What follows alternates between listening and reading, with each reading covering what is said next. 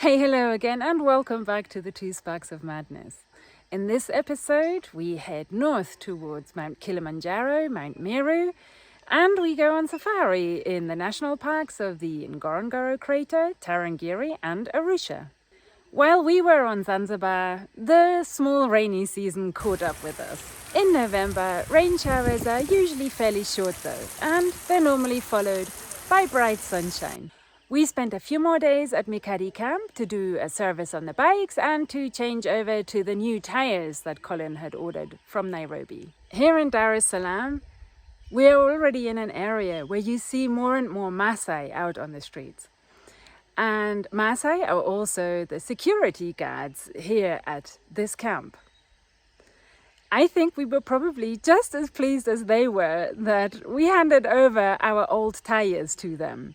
The Maasai have been making shoes from old tires since about the 1930s, and they wasted no time at all to get to cutting them up and fashioning their new footwear. And then it was time to head on north towards Bagamoyo. Traffic through Dar es Salaam was just as crazy as when we arrived. And it didn't really let up all the way towards Bagamoyo. It was pretty hot, and we were moving quite slowly, so sweat was just dripping down my face and into my eyes. This was not really my favorite road of our trip. Bagamoyo is a town just opposite Zanzibar, and it is partly because of that location that it became a really important trading post. The type of things that came through here were super varied. Anything from salt and fish at the beginning to coconut kernels, as well as ivory and slaves.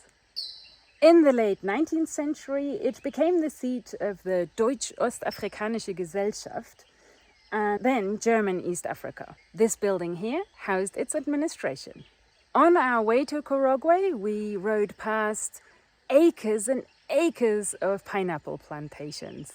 And pineapples are sold all along the side of the road here. As we stopped for a water break in a lay-by along the road, a Tanzanian gentleman struck up a conversation with us. At first, he just asked the normal questions. Where are you from? What are you doing here? How fast do the bikes go? And then he told us about his farm. And he simply insisted that we come and see his big pig. We were kind of curious and decided to follow him. And so we got to meet the family and got a tour of the farm.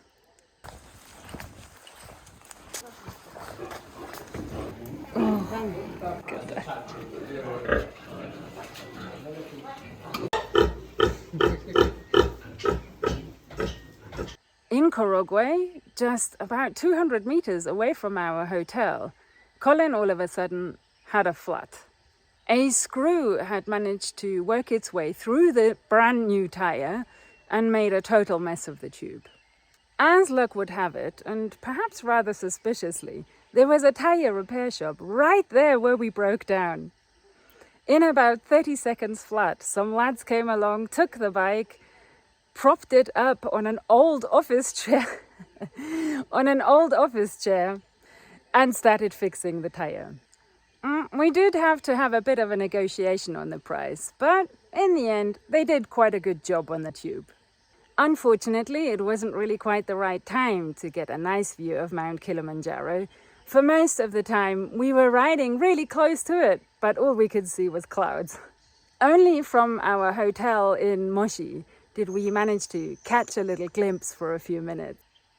And then we were already on our way again towards Arusha, where Mount Meru played the same game of hide and seek with us.